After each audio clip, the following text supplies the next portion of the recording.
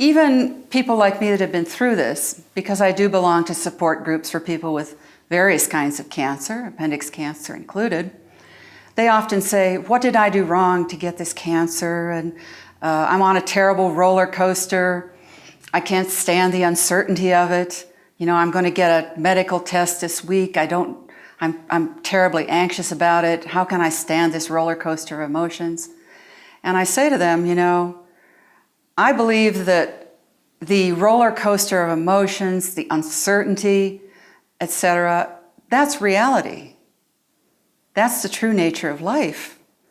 You know, somehow, especially in our culture in this country, we seem to believe that things are always going to go on the way they have been. We can make plans confidently into the future. Undesirable things won't happen. But what I say to people is, it's going to happen to everybody. It just happened to us a little sooner than it's going to happen to you. And, you know, the body, as much as we enjoy it and appreciate it, it's a depreciating asset. And as much as people don't want to hear that, eventually things are going to happen and you're going to get to deal with the same scary medical appointments that we did, except perhaps not so soon.